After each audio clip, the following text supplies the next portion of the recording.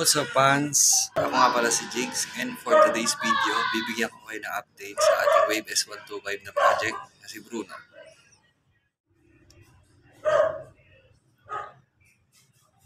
So, unahin natin dito sa ating mugs. So, imbes na pinturahan ko siya, napag-decide ako na tatanggalan ko na lang ng pintura tapos ipapolish ko siya. Ito yung likod. Tapos sa shocks naman, nakakuha tayo sa junk shop ng original na shocks na pang Wave S125. Yan. At ganun din sa ating front fender. Ayan. So, ayan ang pipinturahan natin. So, hindi talaga siya pang Wave S. Parang, alam ko pang, hindi ko sure kung pang Gilas ba to o pang Wave 100. So, comment nyo lang kung alam nyo. Tapos, pati yung engine cover natin. Yan. Tinanggalan ko rin siya ng pintura at ipapolish ko din siya.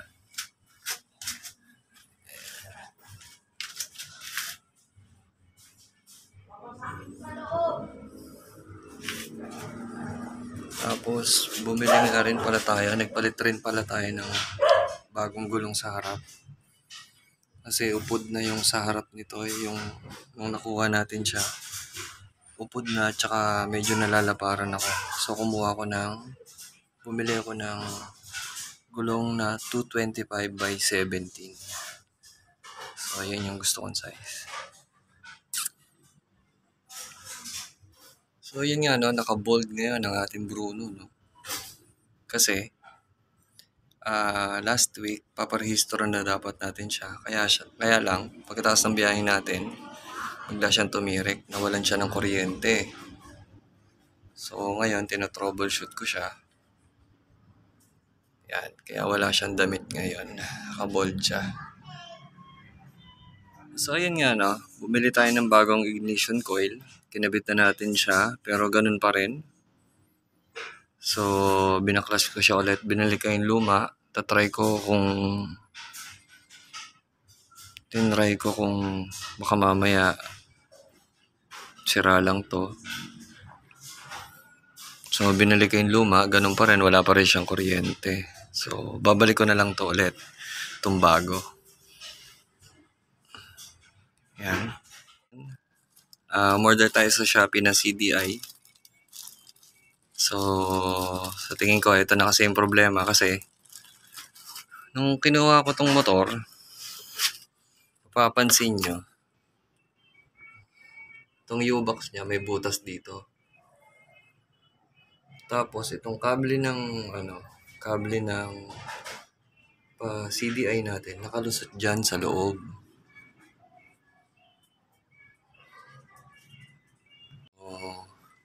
So, hindi ko na videohan yan kasi nung kinuha ko tong motor. So, ang hula ko, kaya siguro na sa loob yan, yung kable na yan, siguro, naglolo ko na to dati. Tapos, kinabitan nila ng bagong CDI, pero dito na nila sa loob nilagay.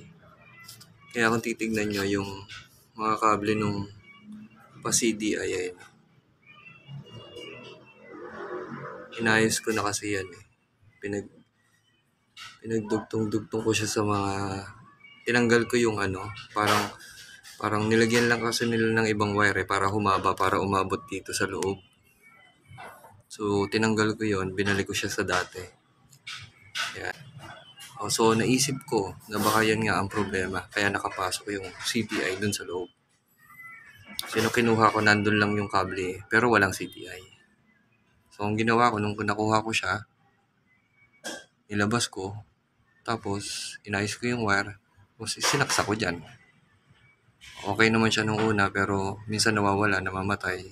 Kala ko sa spark plug lang, baka napupundi, pero wala, ganun din. So ngayon, nag-order ako ng CDI. Buksan na natin.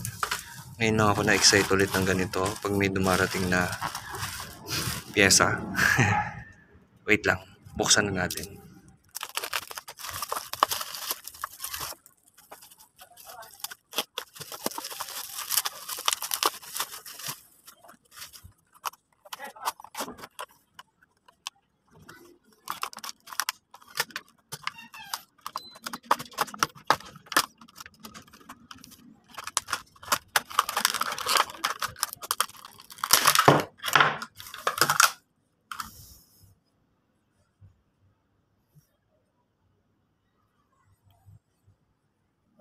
So, yun no.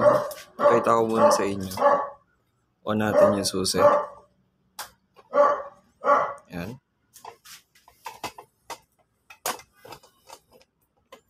Sobrang liwanag ng ilaw.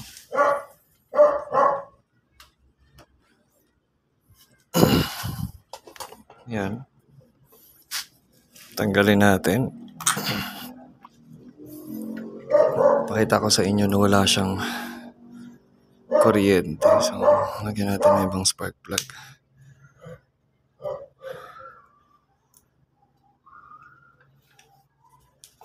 Up.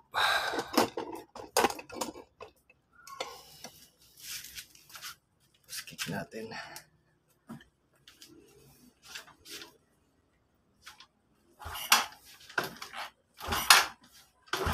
Wala.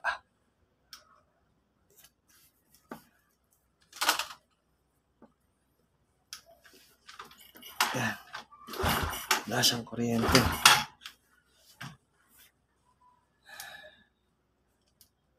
So, kunin natin yung si susi. Kunin natin yung bago nating CDI. So, sana ito yung problema.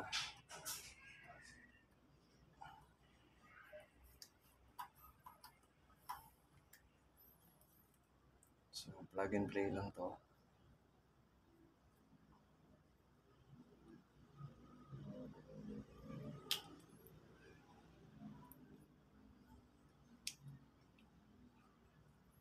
Yan. Sana kuryente na. So, yun.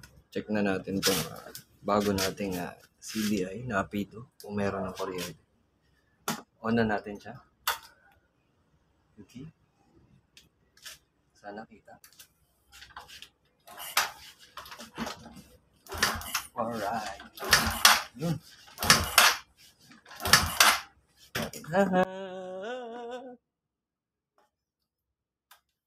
Yun nga, no? Baklasin na natin yung lumang CDI dito sa regulator. Tapos, palit na rin natin itong bago nating balik natin itong bago nating ignition coil. Let's go!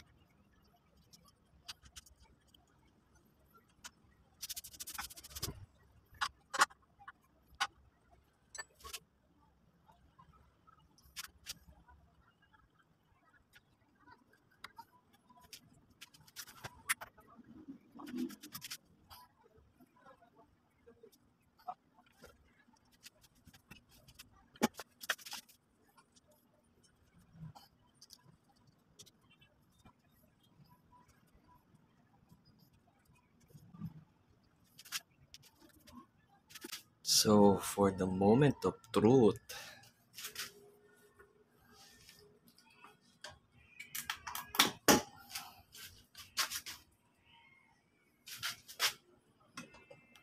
start na natin.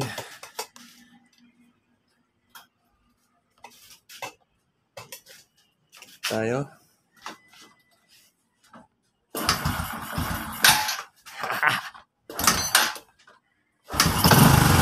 Alright. It's alive! It's alive!